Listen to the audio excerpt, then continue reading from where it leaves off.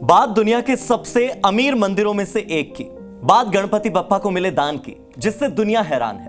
बात कर रहे हैं गणेश जी के एक ऐसे मंदिर की जहां एक नहीं, दो नहीं, तीन नहीं बल्कि 133 करोड़ का दान आया है। अगर गणपति बप्पा आपके भी आराध्य देव हैं तो इस वीडियो को आखिर तक जरूर देखिएगा। नमस्कार, मेरा नाम है हार्दिक दवे और आप देख रहे हैं जी न्यूज का डिजिटल प्लेटफॉर्म। विश्व भर में गणपति के वैसे तो अनेक स्वरूप हैं और हर स्वरूप के अनेक प्रसिद्ध मंदिर भी हैं, लेकिन आज भारत के सबसे लोकप्रिय और सबसे अमीर गणेश मंदिरों में से एक सिद्धिविनायक मंदिर की महिमा बताते हैं।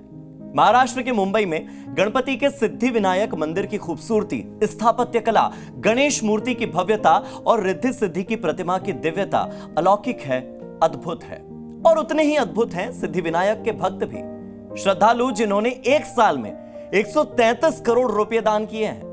सिद्धिविनायक मंदिर का प्रबंधन संभालने वाले सिद्धिविनायक मंदिर ट्रस्ट की आय में पिछले वित्त वर्ष की अगर तुलना की जाए तो इस बार करीब 16% की बढ़ोतरी हुई है।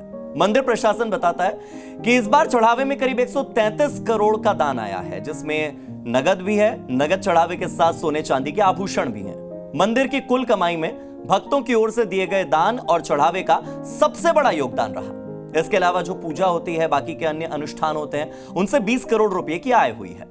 मंदिर को यह चढ़ावा दान पेटियों, ऑनलाइन पेमेंट, अनुष्ठानों और प्रसाद की बिक्री से होता है। मंदिर की आय दान पेटी से होने वाली कमाई, पूजा, लड्डू, नारियलवाड़ी और प्रसाद की बिक्री के अलावा ऑनलाइन दान और सोने चांदी के चढ़ावे से ही होती है। यह कुल मिलाकर इसकी आय का स्रोत होता है। मंदिर में मिलने वाले प्रसाद जैसे कि लड्डू और नारियलवाड़ी की बात की जाए तो इसकी बिक्री में इस साल 32% की बढ़ोतरी हुई है। इसका मतलब समझ रहे हैं आप कि हर दिन मंदिर ट्रस्ट करीब 10,000 लड्डू वितरित करता है। सिद्धिविनायक के उप कार्यकारी अधिकारी जो हैं संदीप राठौड़, वो बताते हैं कि महंगाई के हिसाब से राजस्व का आकलन जब करते हैं तो भले ही खाद्य पदार्थ और सोने चांदी की कीमतों में वृद्धि हुई है, लेकिन हमने ये भी देखा कि हमें सोने चांदी की जो नीलामी हम करते हैं पहले के मुकाबले उसकी संख्या भी ज्यादा है, चीजें भी ज्यादा हैं जिनकी नीलामी अब हो रही है। प्रसाद को बिना लाभ हानि के बेचा जाता है। इसका मतलब ये कि मंदिर प्रबंधन ये सुनिश्चित करता है कि भक्तों को हर चीज उचित मूल्य पर मिले। मंदिर का उद्देश्य पैसा कमाना बिल्कुल नहीं है, बल्कि लोगों की सेवा करना है। और कुल मिलाकर सिद्धिविनायक मंदिर ट्रस्ट अच्छा काम कर रहा है, लोगों की आस्था का केंद्र बना हुआ है, इसीलिए तो लोग आते हैं। और मंदिर की बढ़ती आय ये दिखाती है कि लोग भगवान गणेश पर, सिद्धिविनायक पर और वहां मांगी गई मन्नत पर कितना विश्वास करते हैं कि अगर यहां आए हैं तो मन्नत पूरी होगी ही।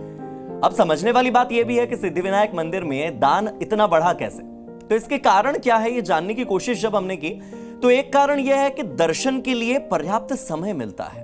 सिद्धिविनायक मंदिर जब आप जाएंगे तो हर भक्त को दर्शन के लिए 10 से 15 सेकंड का समय मिलता है, जो कि अगर आप बाकी बड़े मंदिरों से तुलना करें तो काफी ज्यादा बेहतर है।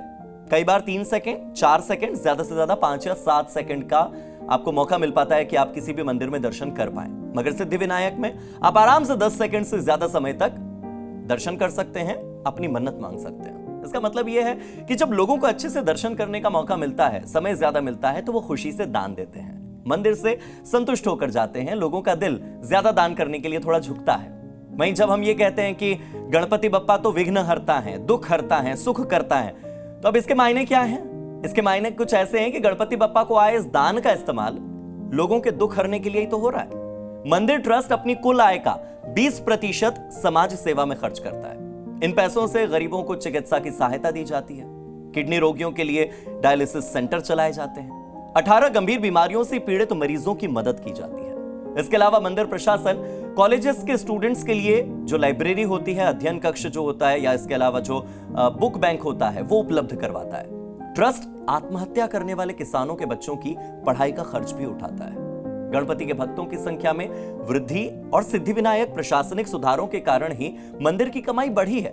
और अब इस खजाने के बाद मंदिर ट्रस्ट ने 2025-26 यानी कि आने वाले साल में 133 से ज्यादा यानी 154 करोड़ रुपए की कमाई का लक्ष्य रखा है, ताकि दान का सही उपयोग हो और ये भारत की भलाई में, समाज की भलाई में लगाया जा सके। तो आज के इस वीडियो में फिलहाल इतना ही।